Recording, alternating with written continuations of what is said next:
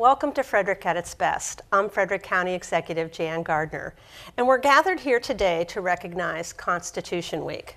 Constitution Week is a tribute to America's most important document. The United States Constitution stands as a testament to the tenacity of Americans throughout history to maintain their liberties, freedoms, and inalienable rights.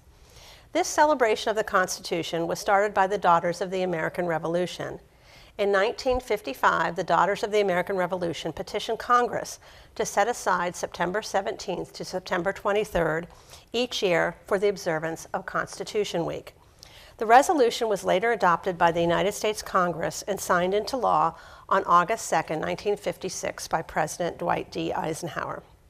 Constitution Week aims to do several things: to emphasize citizens' responsibilities for protecting and defending the Constitution, to inform people that the Constitution is the basis for America's great heritage and the foundation of our way of life, and to encourage the study of historical events which led to the framing of the Constitution. The United States Constitution established America's national government and our fundamental laws and guaranteed certain basic rights for its citizens.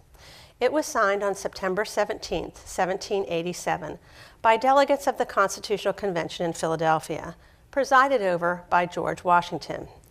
Under America's first governing document, the Articles of Confederation, the national government was weak, and the states operated much like independent countries. At the 1787 convention, delegates devised a plan for a stronger federal government with three branches that we still have today: executive, legislative, and judicial, along with a system of checks and balances to ensure that no single branch had too much power. And of course, we model that in our state governments and in our local governments as well. So here are some fast facts on the Constitution. The U.S. Constitution was written in the same Pennsylvania State House where the Declaration of Independence was signed and where George Washington received his commission as commander of the Continental Army. The U.S. Constitution was prepared in secret, behind locked doors that were guarded by sentries. Some of the original framers and many delegates in the state's ratifying conventions were very troubled that the original Constitution lacked a description of individual rights. In 1791, Americans added a list of rights to the Constitution, and the first 10 amendments became known as the Bill of Rights, which guaranteed basic freedoms and individual protections such as freedom of speech and freedom of religion. Established on November 26, 1789, the first National Thanksgiving Day was created by George Washington to give thanks for the Constitution. At age 81, Benjamin Franklin of Pennsylvania was the oldest delegate at the Constitutional Convention, and at age 26, Jonathan Dayton of New Jersey was the youngest. The original Constitution is on display at the National Archives in Washington, D.C. When the Japanese bombed Pearl Harbor, it was moved to Fort Knox for safekeeping. It is an important document for our country. More than 11,000 amendments have been introduced in Congress, but only 33 have gone to the states to be ratified, and only 27 have received the necessary approval from the states to actually become amendments. Before I read my proclamation today, I do want to recognize the local members of the Daughters of the American Revolution who are here with me today, a nonprofit, non-political volunteer women's service organization. The Daughters of the American Revolution members are dedicated to promoting historical preservation, education, and patriotism in communities across the nation. And I want to encourage all of you, your educators, parents, and students, to contact our local DAR for more detailed information on what they do and the programs they offer. So I'm going to read the proclamation, and then I'll pass the microphone to the people who are with me.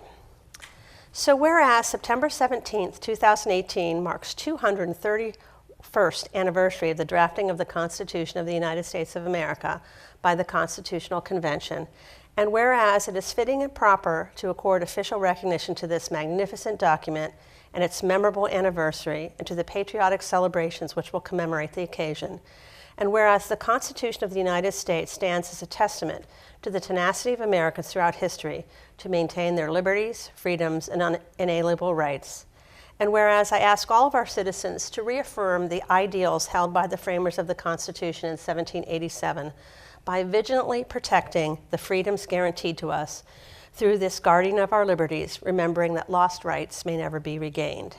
So now, therefore, as the County Executive of Frederick County, Maryland, I hereby proclaim the week of September 17th through September 23rd as Constitution Week in Frederick County and commend this observance to all of our citizens. So with that, I'll give an opportunity for the people who've joined me to speak and add a few words. Thank you.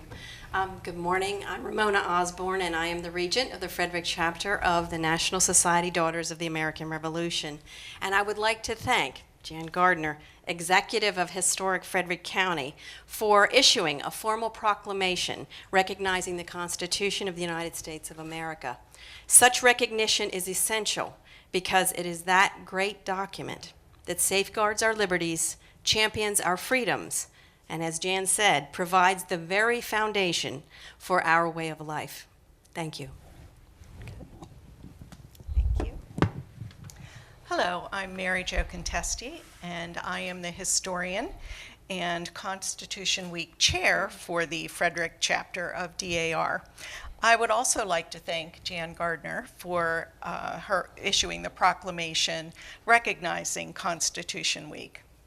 Our Constitution is the oldest and at 4,400 words, the shortest of any major government in the world today. It was written to protect every American from the abuse of power by the government and is the foundation of our many freedoms.